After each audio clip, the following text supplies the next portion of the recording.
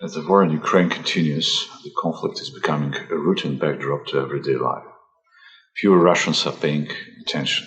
Concern over the conflict is waning.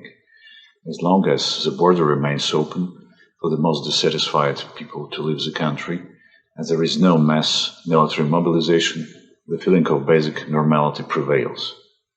The special operation is starting to be seen as something of a second pandemic, storms that must simply be weathered, after which everything will return to the way it should be.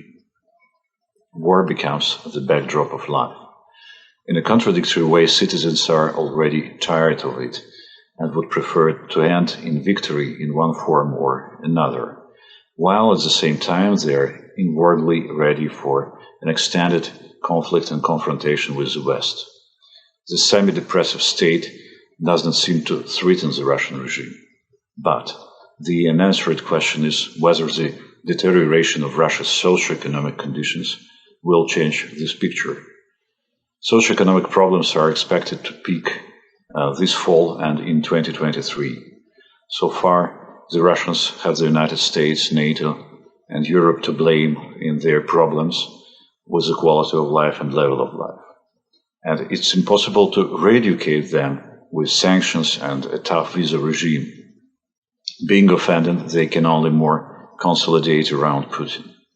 But nobody knows the limits of the social fatigue of the population, and problems for the regime always come at an unexpected time, an unexpected place, and for an unexpected reason. Not to mention that the year 2023, this is the year when Russia enters into the period of presidential campaign, and Putin will have to articulate a new understandable message to the whole population of Russia. It couldn't be the war as such. This bullet has been fired.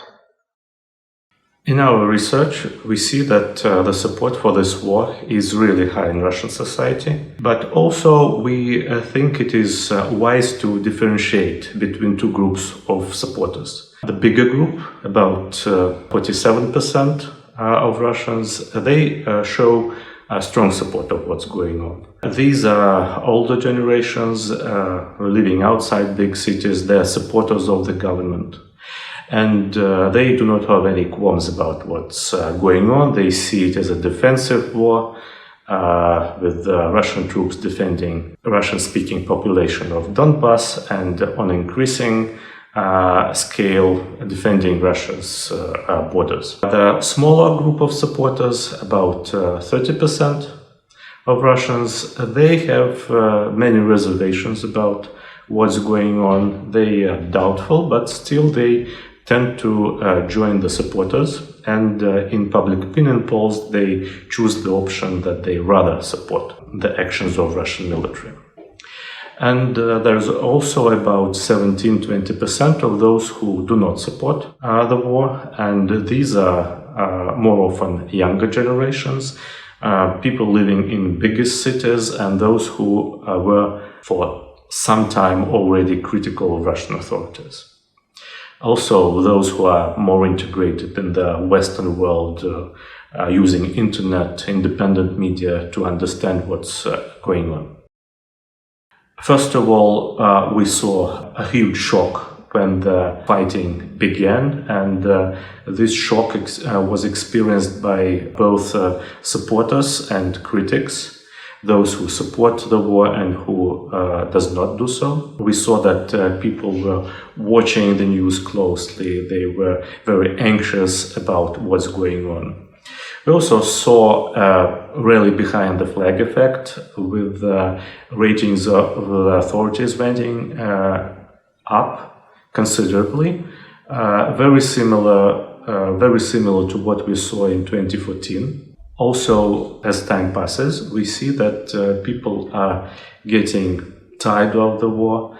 They're losing their attention. Less and less people are following the news about the war.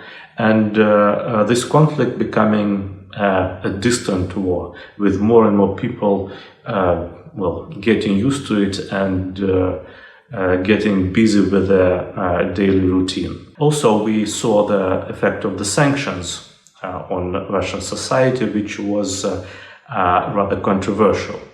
At the beginning, there was again the shock, and roughly half of the population being anxious about what's going on. But again, as time passes by, more people are getting used to it. They calm down, and now roughly one half of Russians even saying that sanctions will be good to Russian economy, contrary to what economists are saying. Many people see the positive effect of the sanctions in feeling that Russia will be more independent, more self-sufficient. Also, we see that the groups that suffers more from the sanctions, they are the Western-oriented, integrated in the Western world younger generations, critics of the regime who were critical of it even before the war started.